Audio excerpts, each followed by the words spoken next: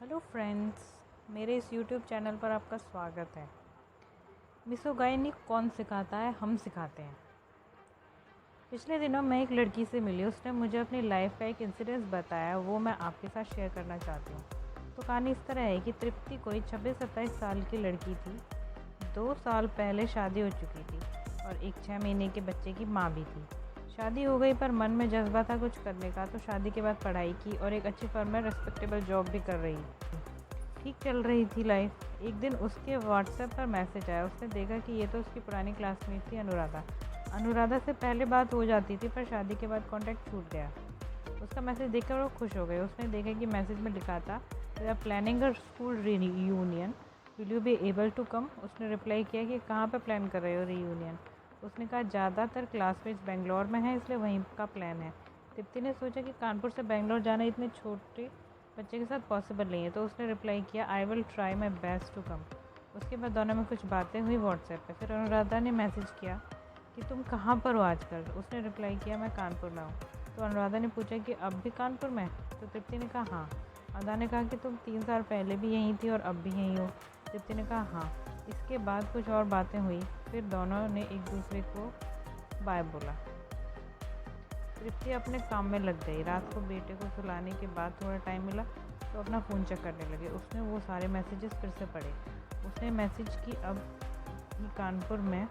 वो थोड़ा बुरा लगा था पहले, दोबारा पढ़ा तो और बुरा लगा। वो पूरी रात सो नहीं पाई। अगले दिन संडे था। उसने अनुराधा के पास मैसेज किया कि अब भी कानपुर में हो क्या मतलब? अनुराधा ने कहा कि क्या हुआ, अचानक ऐसे क्यों पूछ रही हो? तृप्ति ने कहा कि तुम बताओ, अब भी कानपुर में होगा मतलब? अनुराधा ने कहा कि हमारे क्लास के ज़्यादातर बच्चे अलग अलग जगह सेटल हैं, सब मेट्रो सिटीज़ में, पर तुम अभी वहीं हो। तृप्ति ने बोला तो क्या हुआ? अनुराधा ने कहा सब इंडिपेंडेंट रह रहे हैं और तुम फैमिली के साथ। तृप्ति ने कहा तो क्या हुआ?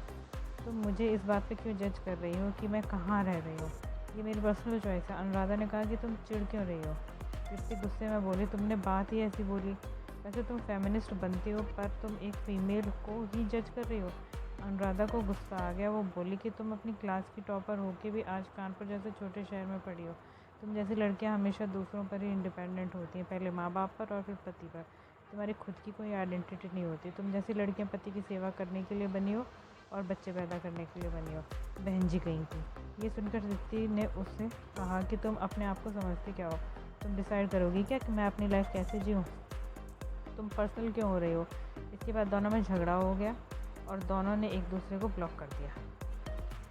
तो ये बात मुझे तृप्ति ने बताई। सुनकर बहुत दुख हुआ कि आजकल की जो सो कॉल मॉडर्न और इंडिपेंडेंट लड़कियां हैं वो विमेन एम्पावरमेंट की बात तो करती हैं पर ग्राउंड रियलिटी कुछ और है। वो केवल वेस्टर्न कल्चर को इमिटेट करना ही विमेन एम्पावरमेंट समझती हैं और उनके दिमाग में जो आइडियल लड़की की परिभाषा है वो बहुत ही कन्फ्यूजिंग है। एक तरफ तो वो ये चाहती हैं कि वो जैसे भी रहें, इंडियन सोसाइटी उनको जज ना करे, और एक तरफ वो खुद ही लड़कियों को जज करने में लगी हैं, जैसा कि इस केस में हो। कोई मैरिड है या किसी का बच्चा है, इससे वो लड़की तुमसे कम कैसे हो गई?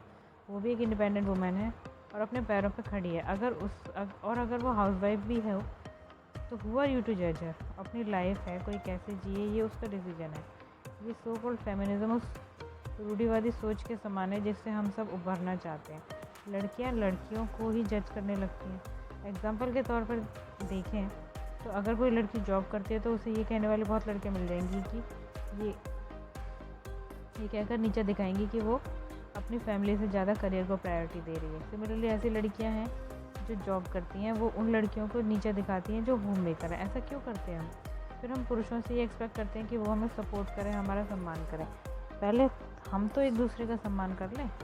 इस बात पर लड़कियों को जज करना कि उसकी ड्रेसिंग सेंस कैसी है, उसके कितने बॉयफ्रेंड्स हैं या उसका बॉयफ्रेंड ही नहीं है, उसे तो खाना बनाना नहीं आता, या उसे तो बस किचन में ही घुसे रहना पसंद है, वो मोटी है, उसने शॉर्ट्स पहने हैं, वो उसकी खुद की कोई आइडेंटिटी नहीं है, उसे अपने पति से नहीं पटती, वो तो हाउस वाइफ, एट्सेट्रा एट्सेट्रा। ये बातें दोनों तरह के समाजों से होती हैं।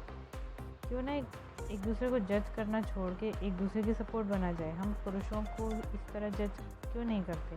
हमें एक दूसरे को समझना होगा और एक दूसरे के साथ देना होगा, तभी इस देश में महिलाओं का उत्थान हो सकता है।